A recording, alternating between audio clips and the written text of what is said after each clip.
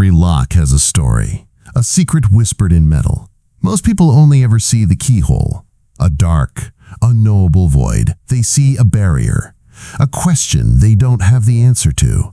I see a puzzle. I feel the subtle language of pins and tumblers, the delicate give and take of a tension wrench, the satisfying click as a secret is shared. My grandfather, a locksmith, taught me the language. My teachers, however, only saw the potential for trouble. "It's a solution in search of a problem, Daniel," Mr. Henderson had said, his voice echoing in the sterile silence of the principal's office just last week. He'd confiscated my favorite pick set, the one with the smooth, worn handles I'd inherited. "This talent of yours is a disciplinary issue, a shortcut, a defiance of the established order."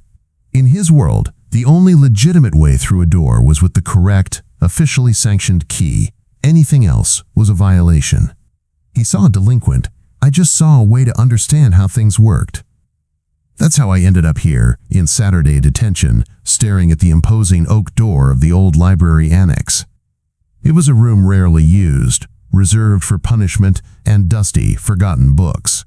The lock on that door was a beautiful, ancient mortise lock, the kind you don't see anymore. I could almost feel its intricate mechanics from across the room. A few others were scattered among the tables. Us, for the day. There was Sarah, who'd gotten caught texting her mom that she'd be late. She gave me a small, sympathetic smile. A couple of jocks who'd been in a shoving match in the cafeteria. A quiet girl from my chemistry class who I'd never spoken to. We were a collection of minor infractions, serving our time under Mr. Henderson's watchful eye. He sat at the massive librarian's desk, grading papers, the very picture of authority.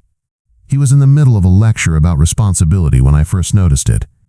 It wasn't the musty smell of old paper or the lemon-scented polish they used on the tables.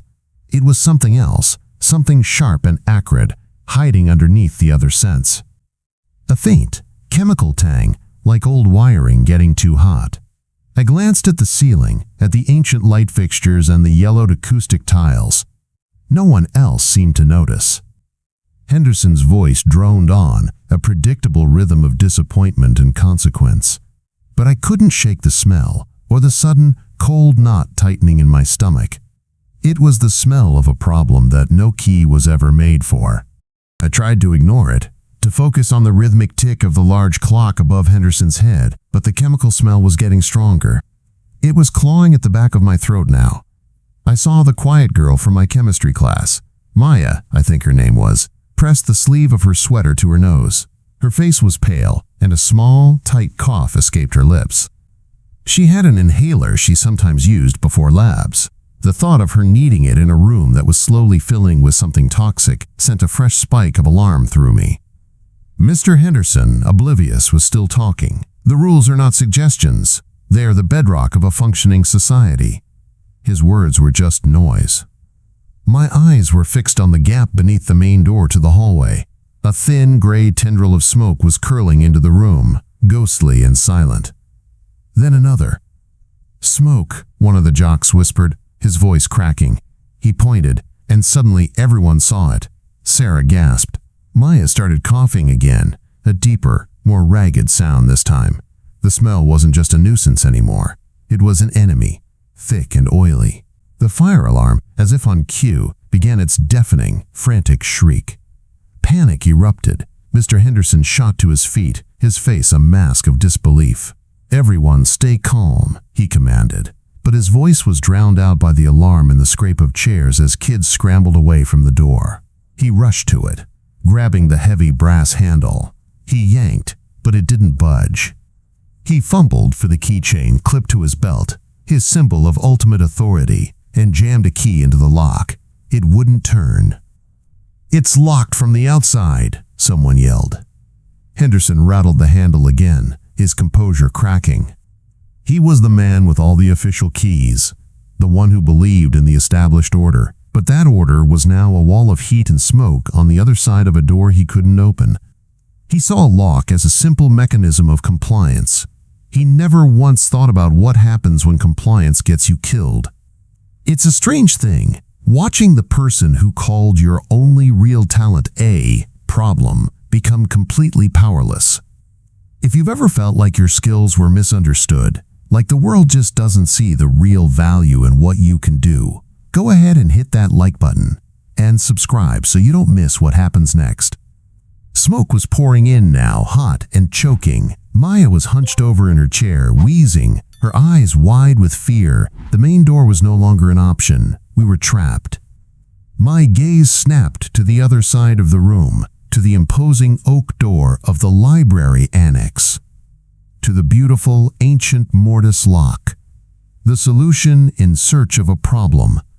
The problem had just arrived. My heart hammered against my ribs, a frantic drumbeat against the shriek of the alarm. The smoke was a physical presence now, a predator in the room, stealing the air from our lungs.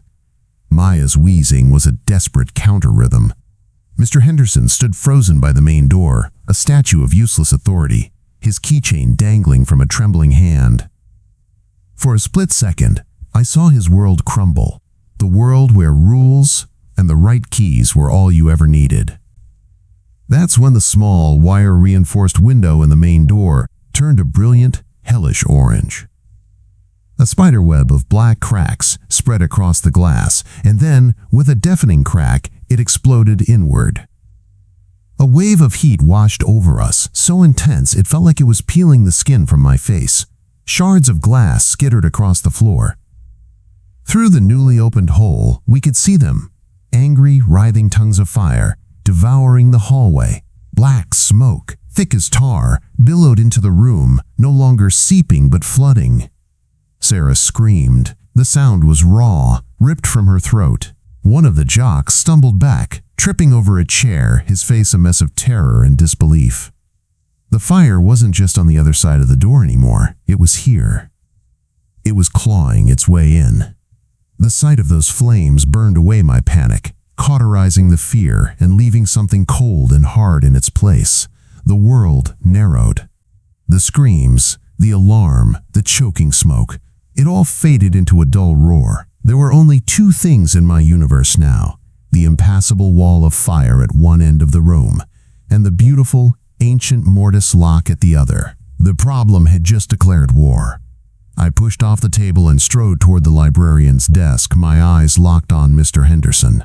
He was staring at the breached door, his face slack with shock. The man who lectured about order was watching chaos eat his world alive. "Mr. Henderson," I said. My voice was low and steady, a strange island of calm in the screaming chaos. He didn't seem to hear me. I grabbed his arm. "Mr. Henderson." He flinched, his eyes finally focusing on me. They were wide, lost. "Your keys are worthless," I said, my voice cutting through his stupor. The heat was building, pressing in on us. "This building is old. The annex door is our only way out. I can open it." I looked him dead in the eye, letting the weight of the moment hang between us. "But you have my tools, the ones you took. The problem. I need them, now." For a moment, he just stared at me, his face a blank canvas of smoke-smudged confusion. The roar of the fire, the shriek of the alarm, the panicked sobs from Sarah. It was like he couldn't process any of it. He looked from my face to the wall of fire, licking at the shattered window, then back to me. His brain was trying to reboot, to find the right file for imminent fiery death. My tools?" he stammered, his voice thin and reedy. "Daniel, those are confiscated items. They're in my desk, logged as evidence for your disciplinary review. There's a procedure." "Procedure?" The word came out as a strangled laugh. I felt a surge of disbelief, so pure and hot, it almost rivaled the heat from the hallway. "Are you kidding me?" I gestured wildly at the room, at the black smoke that now hung so thick it was hard to see the clock on the wall. Maya was on the floor, curled into a ball, her coughing fits becoming weaker, more shallow. "That's your procedure! That's your established order!" My appeal to him, the sole representative of the school's authority, was crashing against a wall of bureaucratic nonsense. He was a man drowning, and instead of reaching for a life raft, he was trying to fill out the proper paperwork for it. Fear, cold and sharp, pierced through my anger. We were losing time. Every second he spent clinging to his rulebook was a second less of breathable air. My frustration was a living thing in my chest, a wild animal clawing to get out. He was going to let us die for a rule. "We have to wait for the fire department," he insisted, though his voice lacked any real conviction. He was just reciting lines from a script that no longer applied. "They are the proper authority for this situation." That was it. The system had officially failed. The proper authority was on the other side of an inferno. I shoved past him, my shoulder bumping his. He stumbled back, surprised by the force. I didn't have time to be a student asking for permission anymore. I went straight for his fortress, the massive librarian's desk.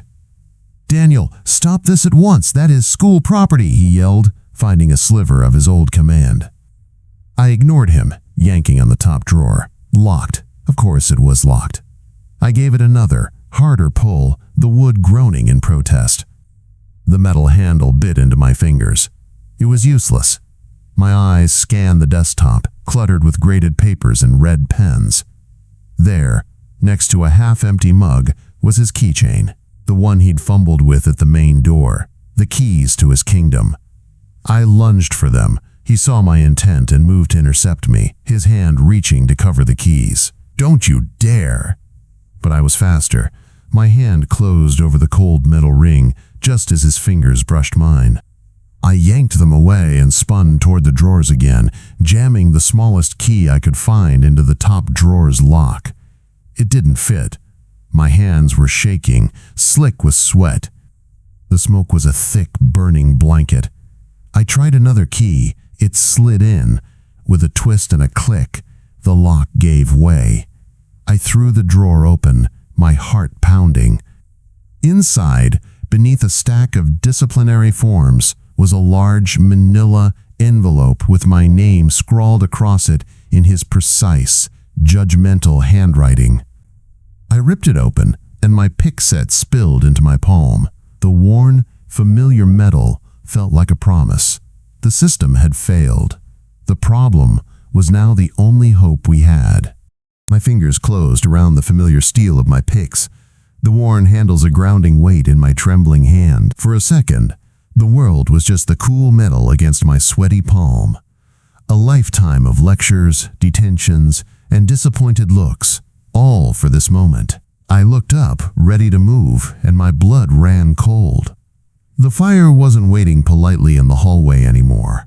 The entire upper half of the main door was now engulfed in a sheet of flame, the wood blackening and blistering. The fire was eating its way through. With a terrifying groan, the wooden doorframe itself caught, a bright orange line running up the wall like a lit fuse. Then a ceiling tile directly above it glowed red, sagged, and fell in a shower of embers and burning debris. Our safe space was gone. The fire was in the room with us. "Move, now, to the back wall!" I screamed, my voice raw from the smoke. The command broke the spell of terror that had frozen everyone. Sarah scrambled away from the falling embers, crying out as one landed on her sleeve, and she frantically beat it out. The two jocks, all bravado gone, practically crawled over each other to get away from the advancing heat. Mr. Henderson, his face ashen, just stared at the burning doorframe, at his world being actively unmade by a force that had no respect for his rules. "Henderson, move!" I yelled, grabbing his arm again and physically pulling him away. This time he stumbled along, his eyes wide and vacant. The heat was a physical blow, chasing us across the room. It was a dragon's breath on my back, blistering and relentless. The smoke was so thick now that I could barely see the annex door, a dark rectangle in a sea of gray haze. I pushed through, my eyes streaming, my lungs screaming for air. I could hear Maya's weak, ragged gasps somewhere behind me. She was the clock, and we were almost out of time. I slammed into the heavy oak door of the annex, my palms flat against the cool, solid wood. It was an anchor in the swirling chaos. I turned, my back pressed against our only exit. Through the choking gloom, I saw them, the terrified faces of my classmates huddled together like frightened animals. And Mr. Henderson standing slightly apart, his symbol of authority keychain now hanging uselessly from his hand. His gaze was fixed on me, on the small, illicit tools in my palm. There was no judgment in his eyes anymore, only a desperate, terrifying hope. The fire roared behind them, casting their shadows long and dancing against the wall. The problem was here. The solution was in my hand, and the lock was waiting. My back was pressed against the cool oak, a small island of solidity in a world that was dissolving into heat and smoke. I turned, taking in the scene. It was a tableau from a nightmare. The fire had consumed the main entrance and was now crawling up the walls, blackening the school portraits, melting the plastic clock face into a grotesque Dali-esque drip. The air was a toxic soup, thick with the acrid bite of burning plastic and ancient varnish. It wasn't just hard to breathe, it was like swallowing razors. Through the swirling gray, I saw them. Sarah was huddled on the floor, her face buried in her knees, rocking back and forth. The two jocks were pressed against the far wall as if they could somehow merge with the brick, and Maya was barely moving. One of the jocks had her propped up, but her head lolled, her chest rising and falling in shallow, desperate flutters. Her fight was almost over. Then my eyes found Mr. Henderson. He stood alone, a man shipwrecked. He wasn't looking at the fire anymore, he was looking at me. His face, streaked with soot and tears, was stripped bare of all authority, all condescension, all procedure. In its place was a raw, pleading terror. He had spent his career enforcing the rules, believing in the system, and now, at the end of everything, the system had been reduced to a scared kid with a handful of illegal tools. The truth was there, burning in the air between us. His world was ash, and my problem was the only thing left. I turned back to the door, the furnace at my back sealing my decision. The world of screams and roaring flames fell away, replaced by the cool, logical geometry of the lock. It was a beautiful thing even now. A heavy cast-iron mortise lock set, its faceplate tarnished with age. I ran my fingers over it, feeling the faint engravings, the solid craftsmanship. My grandfather would have loved this lock. He always said the oldest ones had the most character, the most to say. I didn't have time for a conversation. My hands, slick with sweat, felt clumsy as I sorted through my picks. I dropped one, the tiny clink of metal on the floor, almost inaudible beneath the inferno's roar. I didn't bother to look for it. My fingers found what they needed by feel alone, my favorite short hook and a simple tension wrench. The tools felt small, impossibly delicate against the brute force of the fire. Another section of the ceiling gave way with a deafening crash, showering the middle of the room in a fresh wave of embers. The window of opportunity wasn't just closing, it was burning up. I took a breath, the air searing my lungs. I wiped my sweating palm on my jeans, then gripped the tension wrench. This was it. No more teachers, no more rules, no more lectures on my problem. There was only the language of the lock. I brought the tip of the wrench to the keyhole, a tiny spot of black, a period at the end of a death sentence. I slid it in, applying the slightest pressure. The core gave a faint groan. The puzzle was waiting. The metal felt alive under my touch. The faint groan of the core was a whisper, a challenge. I inserted the hook, the thin sliver of steel, an extension of my own nerves, and began to probe. The world outside the lock ceased to exist. There was no fire, no smoke, no screams. There was only the dark, intricate space inside the keyway, a universe of 5 tiny brass pins that I needed to convince to fly. 1. I found the first pin, the binding pin, the one holding everything else hostage. I pushed it up with the hook. It scraped against the shear line, gritty with age. I held my breath, maintaining flawless pressure on the tension wrench. Click. A sound so faint it was more a feeling than a noise, a tiny vibration that traveled up my arm and settled in my chest. The core turned by a fraction of a millimeter. 1 down. A violent crash behind me made me flinch. The tension wrench slipped. The pin I'd just set dropped back into place with a heartbreaking little rattle. I'd lost it. My eyes snapped open. A massive, Flaming chunk of the ceiling had fallen where we'd been standing moments before, sending a volcano of sparks erupting toward us. The heat on my back intensified, the oak door now warm against my shoulders. "Daniel, we're out of time!" It was Henderson's voice, ragged and broken. I glanced back. His face was a mask of sheer terror, the firelight dancing in his wide, pleading eyes. He wasn't a principal. He was just a man about to be burned alive, and his eyes were begging me, the problem child, for a miracle. That look, that desperate, stripped bare plea was like a splash of ice water. My panic vanished, replaced by a cold, sharp focus. I turned back to the lock, my hands steady now. No more mistakes. I slid the wrench and hook back in. I knew the territory now. I found the first pin again, lifted it. Click. I moved to the second. It resisted, spongy and vague. I coaxed it, applying micro adjustments of pressure. Click. The third was easy. Click. The fourth pin was the enemy. It wouldn't budge. It felt solid, fused in place by time and neglect. I worked it, trying to rock it, to finesse it. Nothing. The smoke was a physical weight, pressing down, trying to crush me. My lungs were on fire. I could feel the last of the oxygen being cooked out of the air. Through the roar, I heard a faint, gurgling gasp. Maya. I closed my eyes. I didn't see the lock anymore. I saw my grandfather's workshop, the smell of metal shavings and oil. "Listen to it, Danny." His voice echoed in my memory. "Every lock wants to open." I stopped fighting it. I released the tension slightly, backed off the pin and came at it from a different angle, my hook whispering against the brass. I found a tiny ledge, a flaw, a secret. I pushed. For a heartbeat, nothing happened. Then, with a loud, resonant click that seemed to silence the entire world, the pin shot into place. The core gave way. With a final, desperate twist of the tension wrench, the bolt slid back. The mechanism, dormant for decades, groaned in protest and then surrendered. I ripped my tools out, grabbed the heavy iron handle, and pulled. The door swung inward with a rush of stale but breathable air. It led to a dusty, forgotten corridor, dark and blessedly free of fire. "Go!" I screamed, my voice cracking. "Go now!" For a second they just stared. Then the spell broke. The jocks grabbed a still-dazed Sarah and half-carried her through.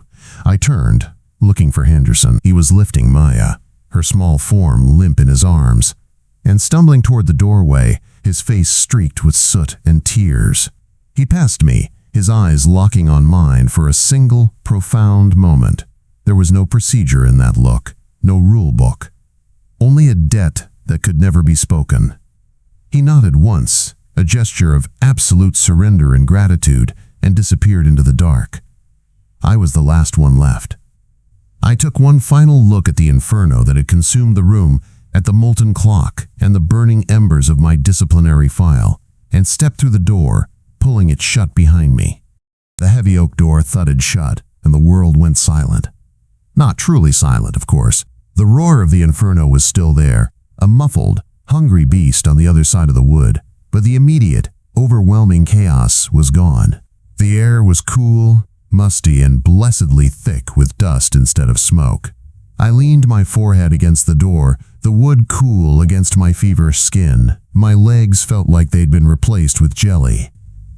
The tension wrench and hook, still clutched in my right hand, fell to the floor with a clatter that sounded deafening in the sudden quiet. My hands were shaking so violently, I couldn't have held them if I tried. The adrenaline fled my body all at once, leaving a hollow, echoing void. A racking cough tore through me, a desperate attempt by my lungs to expel the fire and smoke I'd inhaled. Each gasp for the stale corridor air was a fresh agony, a fire of its own.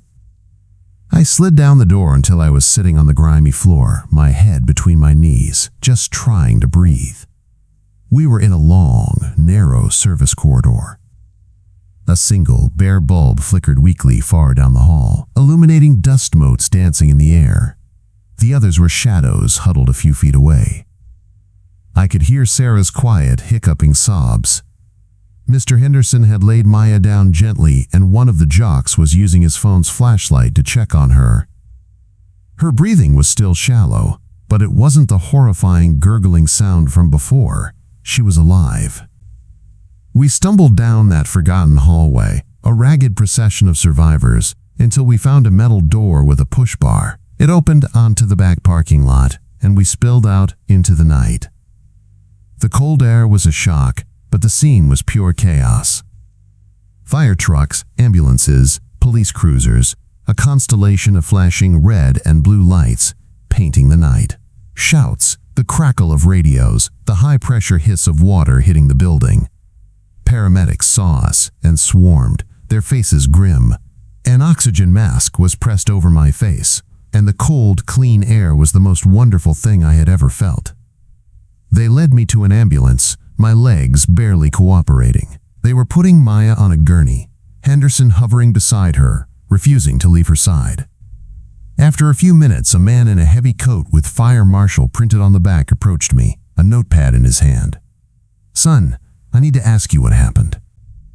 "Dispatch said there were people trapped in the library. The main door was blocked by the fire. How did you get out?" I pulled the mask away from my face, the plastic cold against my lips. My voice was a raw croak. "There was another door, in the back, to the old annex." The marshal frowned, looking at a blueprint on a clipboard. "That annex hasn't been used in 30 years. That door is listed as permanently locked, bolted. There's no key in the system." He looked at me, his eyes narrowed with professional suspicion. He saw a teenager, covered in soot, with a story that didn't line up with his official documents. The old feeling started to creep back in, the familiar defensiveness, the expectation of being misunderstood. The door wasn't bolted. A new voice cut in. It was Mr. Henderson. He had walked over from the other ambulance, his face a mess of soot and dried tears, but his voice was clear. It was locked. An old mortise lock. The fire marshal turned to him. "And you had a key, Principal Henderson?" Henderson looked from the marshal to me. His gaze was heavy, freighted with the weight of the last hour. The whole world seemed to hold its breath. This was it. This was the moment where the system would either crush me or finally see. "No," Henderson said, his voice unwavering. "I didn't have a key. The school doesn't have a key. The only reason we are alive right now is because Daniel does not need one." He took a breath, the confession seeming to cost him something, but also to unburden him. He picked the lock. I saw him do it. He has a talent, a skill, one that I punished him for this morning. He looked at me, and for the first time, I saw no principal, no authority figure. I just saw a man. He saved our lives. The fire marshal stared at Henderson, then back at me. He took in my soot-stained face, my trembling hands, and then glanced at the discarded pick set an EMT had placed on a foil blanket beside me. The evidence. He looked at it, not as contraband, not as a problem, but as a set of tools. He looked at me, then back at the burning building. He clicked his pen, made a single note on his pad, and then shut it. "Good work, son," he said, and the simple words landed with more force than the ceiling collapsing.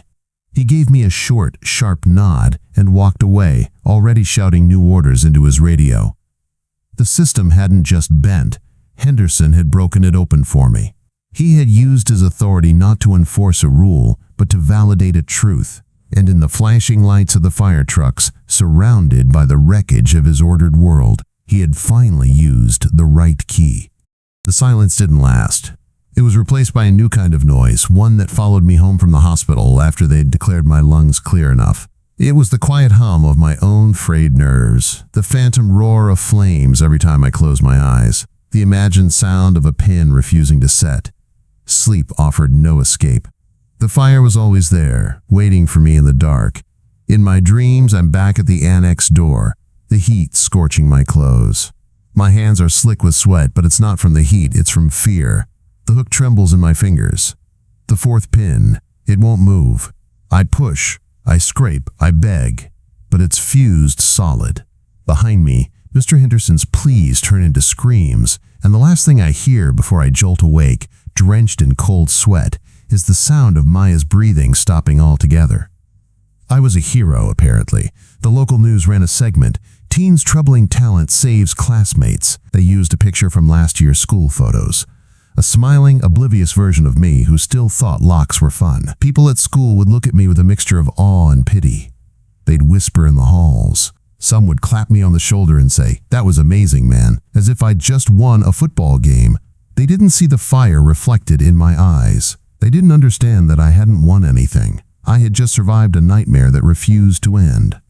My pick set was returned to me a few days later. My mom brought it up to my room in the same manila envelope Henderson had put it in. His neat, judgmental handwriting was smudged with soot. The fire marshal said this was yours. She said, her voice gentle, her eyes full of a worried sympathy I couldn't stand. I thanked her and waited until she left to open it. The tools spilled onto my desk. The worn metal didn't feel like a promise anymore. It felt like an accusation. I picked up the short hook, the one I'd used. I expected to feel the familiar comfort, the sense of connection to my grandfather. Instead, a jolt of ice-cold panic shot up my arm. My breath hitched. I wasn't in my bedroom. I was back at the door, the oak hot against my back, the air turning to poison in my lungs. I saw Henderson's terrified, pleading face. I heard the crash of the ceiling giving way. I dropped the pick as if it had burned me. It clattered on the floor, the sound echoing the one I'd lost in the library. My grandfather used to say that every lock had a story. Now my tools had one. A story of choking smoke, of melting clocks, of the desperate, ragged gasps of a dying girl. The language I had loved, the language of pins and tumblers, was tainted. The satisfying click of a set pin was no longer a secret shared. It was the sound of a countdown to incineration. The puzzle wasn't a game. It was a tomb I had barely escaped. I swept the tools off my desk and back into the envelope, shoving it into the deepest corner of my closet, behind old shoes and forgotten books. The solution had become a relic of the trauma. The problem was that I didn't know how to be me without it. A week later, I was called to the principal's office. The old one was part of the fire-damaged wing, so Henderson was operating out of a cramped, windowless storage room they'd converted. The scent of fresh paint and new carpet couldn't cover the faint, lingering smell of smoke that clung to everything that had survived, including him. He looked smaller behind the temporary metal desk, diminished. The crisp suit was gone, replaced by a slightly wrinkled shirt. He looked like he hadn't slept, the skin under his eyes dark and papery. "Daniel," he said, his voice quiet. "Thank you for coming. Please, sit." I remained standing. The old dynamic of student and principal felt like a costume from a play that had long since ended. I needed to say, "Thank you," he began, his hands fidgeting with a pen. "What you did, it was heroic, and I need to apologize for confiscating your tools, for not listening. I was wrong." The words were there, the ones I probably would have killed to hear 2 weeks ago, but they landed with no impact, hollow shells in the echoing space left by the fire. An apology was a procedure, a way to file away a mistake and move on. He was still trying to follow a script. I reached into my jacket pocket and pulled out the manila envelope. I walked to his desk and emptied its contents onto the metal surface. My picks and wrenches scattered between his neat stacks of paperwork. The noise was sharp and loud in the small room. He flinched, staring at the tools as if they were venomous snakes. "Do you know what these are now, Mr. Henderson?" I asked. My voice was flat, devoid of the anger he probably expected. I was too tired for anger. They're not a problem anymore. They're not a shortcut. They're the sound of a ceiling collapsing. They're the smell of Maya's hair starting to singe. They're the feeling of that fourth pin refusing to move while the air runs out. His face went pale. He tried to speak, but no words came out. "You told me I had a solution in search of a problem," I continued, my voice as cold and precise as the tools on his desk. "You were wrong. You had a problem in search of a solution, and when it was right in front of your face, you locked it in a drawer because it didn't fit your procedures." I leaned forward, my hands flat on his desk, forcing him to meet my gaze. "I have nightmares where that pin doesn't set, where I fail, where you all die because of a rule you made up. This skill my grandfather gave me, the one thing I was ever proud of, I can't even touch it now without seeing you all burn." Tears welled in his eyes, genuine and full of anguish. I know," he whispered, his voice cracking. "I see it too. Do you?" I pushed back, standing straight. This wasn't about sharing trauma. This was about accountability. An apology doesn't fix it. Saying thank you doesn't unburn that room. You talk about the bedrock of a functioning society. That bedrock almost became our tombstone, because your system is designed to punish anything it doesn't understand. You don't get to just be sorry, you have to be different. He looked up at me, his face a ruin of guilt and dawning comprehension. The last remnants of the principal were gone, leaving only the man who had pleaded for his life with his eyes. What do you want me to do?" "It's not about what I want," I said, gesturing to the pics. "It's about them, the next kid who has a problem. The one who can code a new security protocol, or spot a flaw in the school's emergency plan, or knows how to hotwire a bus in an earthquake. You see rule breakers. You need to start seeing resources. You need to build a system that finds them, that listens to them, not one that files them away for disciplinary review." I left the tools on his desk, a monument to his failure and our survival. "You wanted my talent to have a purpose," I said, my hand on the doorknob. "Fine. Its purpose is to teach you that there are more keys in this world than the ones on your belt." I walked out, leaving him alone in his little painted box with the ghosts, the truth, and the tools of the problem he could no longer ignore. 2 months. That's how long it took for the smell of smoke to finally fade from the school's west wing. They'd brought in industrial fans and repainted everything, but for weeks, you'd still catch a faint, ghostly whiff of it when the air was still. My therapist, a woman named Dr. Anya Sharma, who had a knack for asking questions that were both gentle and excruciatingly direct, called it an olfactory echo, a phantom of the trauma. I had a lot of phantoms. The nightmares still came, but they weren't the suffocating infernos they used to be. Now they were quieter. I'd be at the annex door, but instead of fire, there was just silence. I'd reach for my tools and my hands would be empty. The feeling of helplessness was, in its own way, just as terrifying as the flames.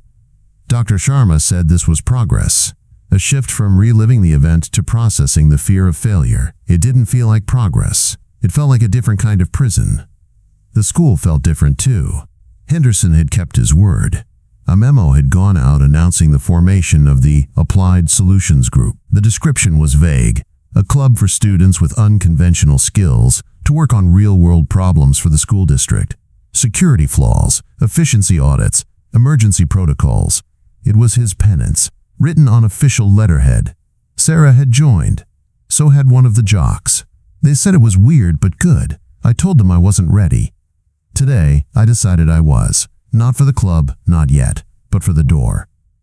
I walked down the now repaired hallway after school. The new paint was too bright, the floor tiles too clean. It felt sterile, like a hospital. The main library was still closed off behind a temporary wall, but the service corridor we'd escaped into was accessible. No one ever came down here. I walked its length, my footsteps echoing in the dusty quiet, until I reached it, the old oak door. It looked smaller, less imposing, without a wall of fire at my back. The soot had been cleaned from the wood, but you could still see a faint darkness around the edges, a permanent shadow. The beautiful, ancient mortise lock was gone. In its place was a modern, code-required panic bar and a shiny, generic cylinder lock. It was functional, safe, soulless. I reached out and pressed my palm flat against the wood, right next to the new hardware. It was just a door, cool and solid. The phantom heat I'd expected to feel wasn't there. I took a breath. It was just air, dusty, but clean. I had taken the space back. That evening, I went into the garage. In a metal trunk under my grandfather's old workbench, I found what I was looking for. It was a small, heavy, ornate brass box. It wasn't a box, really. It was a puzzle lock he'd brought back from a trip to India, given to me on my 13th birthday. It had no keyhole, just a series of sliding panels rotating dials, and hidden buttons. I'd spent a month on it back then, growing more and more frustrated until I'd given up, declaring it impossible. I brought it inside and set it on my desk.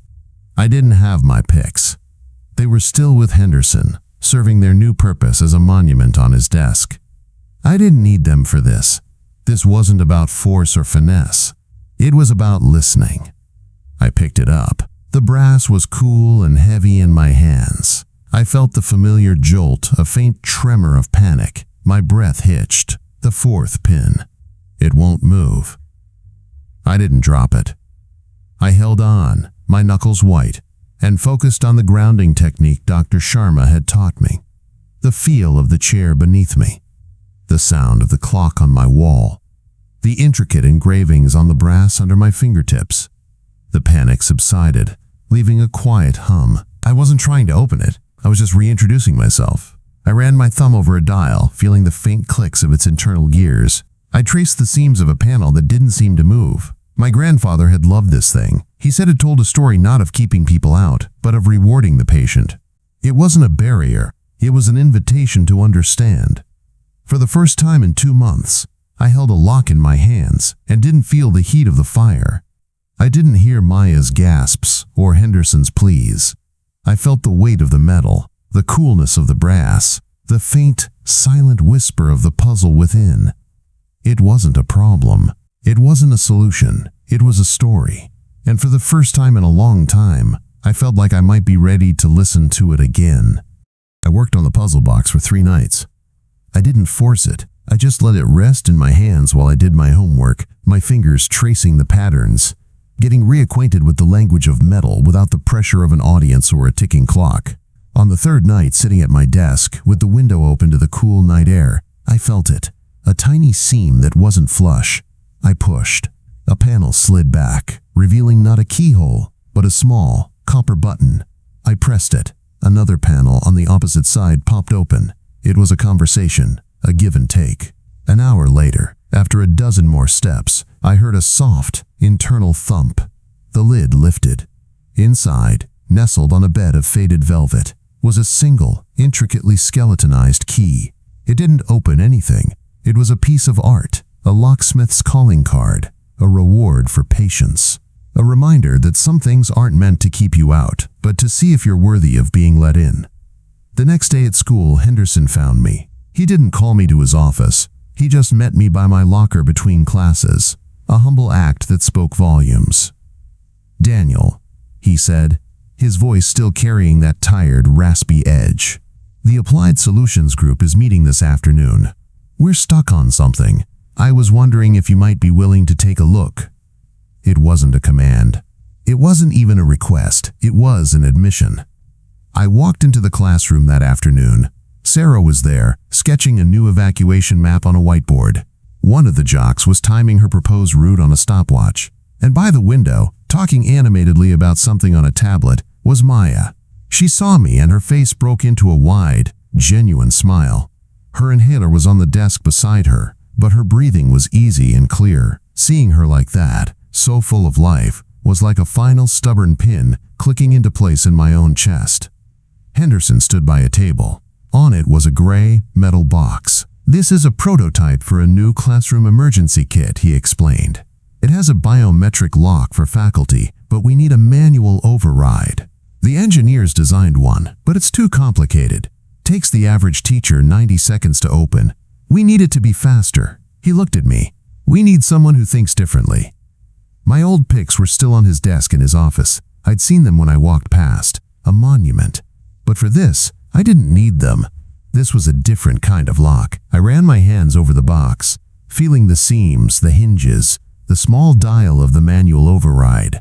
It wasn't about brute force or picking pins. It was about seeing the system. I saw the flaw in the design, a logical loophole. You didn't have to follow the sequence. You could skip to the end if you knew where to push. I turned the dial 3 clicks to the right, then 1 to the left, ignoring the printed instructions. Then I pressed the dial straight in, a function the designers hadn't intended. There was a soft electronic beep, and the lid popped open. 10 seconds. Silence. Then Sarah let out a low whistle. The jock just shook his head, smiling. Henderson looked from the open box to me, and the look on his face wasn't gratitude or awe, it was respect. He hadn't just seen a problem solved. He had seen a different kind of mind at work, and for the first time, he understood its value from a place of safety, not desperation. My grandfather taught me that every lock has a story. For a long time, I thought the fire was the end of my story. But I was wrong. The fire wasn't the end. It was the key. It unlocked a man frozen by procedure. It unlocked a new kind of friendship with people I barely knew. It unlocked a part of me that had been trapped behind the fear. The skill he gave me isn't about breaking things open anymore. It's about building something better. A system that doesn't see a problem child, but a solution waiting for the right puzzle. It's about creating a space where everyone's unique key has a lock it can open. It's been a journey, and I'm glad I got to share it. If this story helped you think differently about the things that make you unique, I hope you'll stick around for what's next. Go ahead and hit that like button and subscribe so you don't miss a thing.